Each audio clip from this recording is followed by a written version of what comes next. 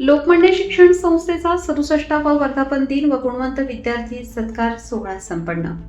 लोकमान्य शिक्षण संस्था ही गुणवंतांची खाण असून स्वातंत्र्योत्तर काळापासून नावाजलेली शिक्षण संस्था.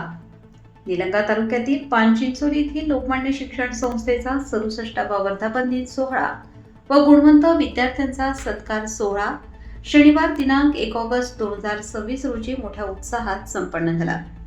पानचिंचोली येथील लोकमान्य शिक्षण संस्थेची स्थापना 1 ऑगस्ट 1959 रोजी लोकसहभागातून झाली होती.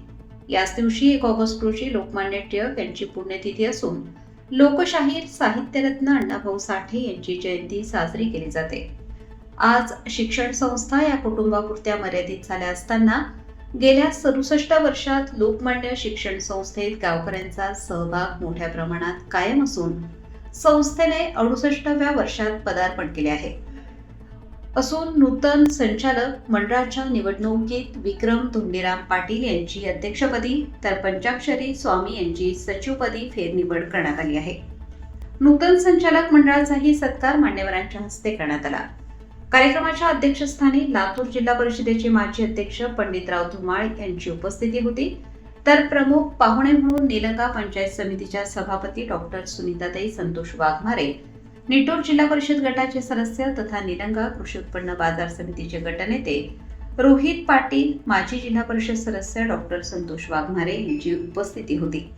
मंचावर लोकमान्य शिक्षण संस्थेचे अध्यक्ष विक्रम पाटील, संस्थेचे सचिव पंचाक्षरी स्वामी, माजी चेअरमन बालाजी पाटील, शिक्षक प्रतिनिधी शिवाजी जाधव, गुरुजी आदींसह लोकमान्य शिक्षण संस्थेचे पदाधिकारी उपस्थित होते. यावेळी पानचिंचोली येथील अशरफ अकबर शेख हे MPSC मधून नगररचनाकारपदी, आफताब फारुख सय्यद वैद्यकीय शिक्षणासाठी निवड व रोहित दीपक कांबळे यांची NDA मध्ये निवड झाल्याबद्दल लोकमान्य शिक्षण संस्थेच्या वतीने मान्यवरांच्या हस्ते त्यांचा सत्कार करण्यात आला.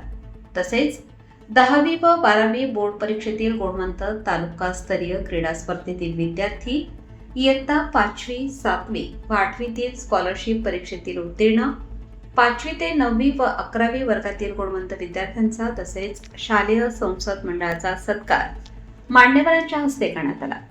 यावेळी मान्यवरांनी आपल्या मनोगतात लोकमान्य शिक्षण संस्थेचे विद्यार्थ्यांच्या जडणघडणीतील योगदान व महत्त्व सांगितले.